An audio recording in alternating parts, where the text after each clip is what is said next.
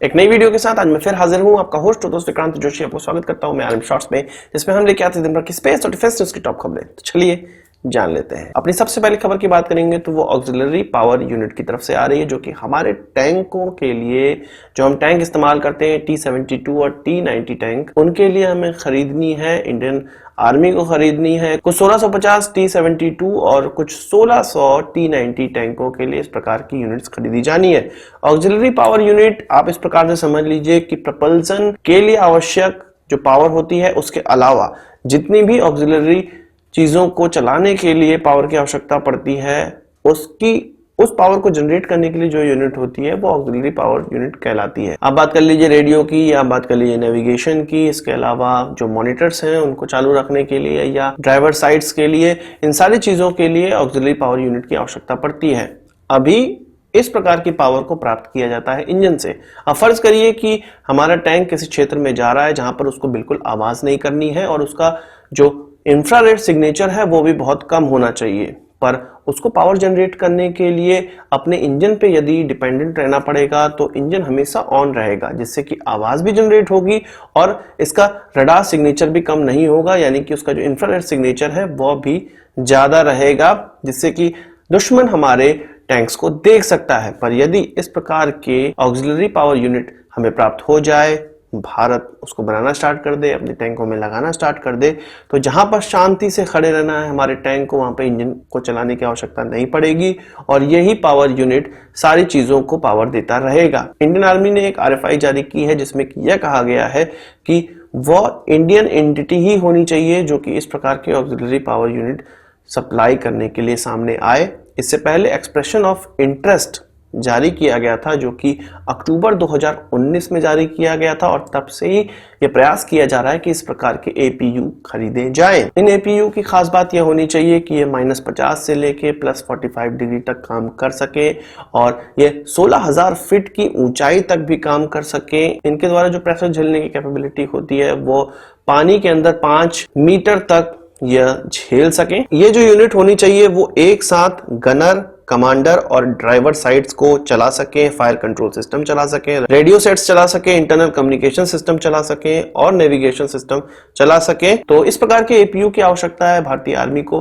अब देखना यह है कि यह APU हमें कब तक प्राप्त हो पाते हैं, पर यह जरूर कहा गया है कि यह भारतीय कंपनी द्वारा ही बनाया जाने वाला होने चाहिए, यानी कि भारत मेक इन इंडिया को यहाँ प्रमोट किया जा रहा है। इसके अलावा बात करेंगे अपाचे हेलीकॉप्टर्स की, जो कि हम अमेरिका से प्राप्त कर रहे हैं और इस साल के अंत में कहा जा रहा है कि पूरे के पूरे 27 बोइंग अपाचे हेलीकॉप्टर हमें प्राप्त हो जाएंगे। और जानते ही हैं आप कि इन अपाचे के लिए जो फ्यूजलाज है वो भारत में ही बनाया जाता है, टाटा के साथ कोलैबोरेशन करके बोइंग ने भारत में ही फैसिलिटी बनाई हुई है जहां पे इनका फ्यूजलाज बनाया जाता है और फिर वो अमेरिका जाते हैं और अमेरिका में ये पूरी इलेक्ट्रॉनिक और वेपन्स के साथ फिट होके भारत आते हैं।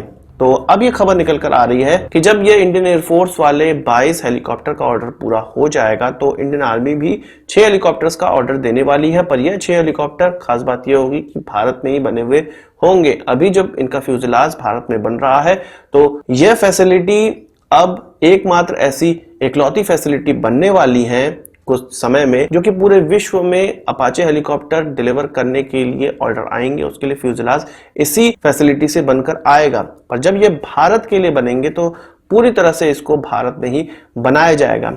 उसमें कुछ सामान बाहर से भी आएंगे पर उनको असेंबल भारत में ही किया जाएगा और फ्यूजलाज तो यहीं पर बना हुआ होगा ही। अभी जो फ्यूजलाज बनाया जा रहा है उसमें 90% जो भी इक्विपमेंट लगाए जाते हैं वो भारत में ही बने हुए होते हैं, भारत के अलग अलग प्रकार के वेंडर से वो बनवाए जाते हैं। अभी बोइंग के पास कुछ 160 इंडियन वेंडर्स हैं जो कि अपाचे हेलीकॉप्टर बनाने में जुटे हुए हैं, जो कि बढ़कर अब 200 होने वाले हैं। इसके अलावा बोइंग और भी एयरक्राफ्ट्स के लिए भारत में इन्वेस्टमेंट करने को तैयार हुआ है।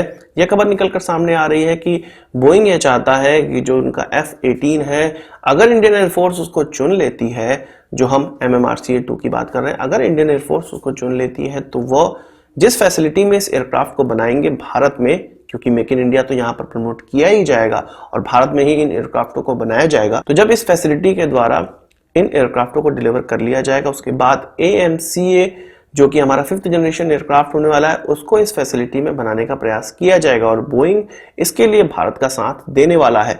एक तरह से आप समझ लीजिए कि AMCA को प्रमोट करने के लिए, AMCA में साथ देने के लिए बोइंग सामने आया तो है, पर वो अपने एयरक्राफ्ट को भी प्रमोट कर रहा है, क्योंकि यदि यह F-18 वाला एयरक्राफ्ट भारत नहीं लेता है, क्योंकि ये केवल यूएस के द्वारा ये खरीदा जाता है, यूएस नेवी के द्वारा खरीदा जाता है, तो उनका कोई भी ऐसा खरीदार पूरे विश्व में नहीं बचेगा और उनकी फैसिलिटी को, जो F-18 बनाने वाली प्रोडक्शन फैसिलिटी है, वो बंद हो सकती है, उस पर कोई काम नहीं बचेगा। इस कारण से वो चाहता है कि भारत इस प्रकार के एयरक्राफ्ट खरीदे, इसके लिए वो एक लुभावना ऑफर भारत को दे रहा है। इसके अलावा आप जानते हैं कि F-18 का ही हमें ब्लॉक 3 वर्जन उन्होंने सामने रखा है, जो कि इसका सबसे एडवांस वर्जन है। तो अब इंडियन एयरफोर्स को यह डिसाइड करना है कि उसे किस प्रकार के एयरक्राफ्ट चाहिए, पर यह डिसाइड अभी इतना जल्दी नहीं होने वाला है, कुछ 3 सालों का समय तो इसमें जरूर लगेगा। अब बात कर लेते हैं, यहाँ पर रशिया का एक नया रडार सामने निकल कर आया है, जो कि लॉन्ग रेंज रडार कहलाता है। In fact very long range radar कहलाता है, जिसको कंटेनर नाम दिया गया है। कुछ 2018 में यह सामने आया था और अपना ट्रायल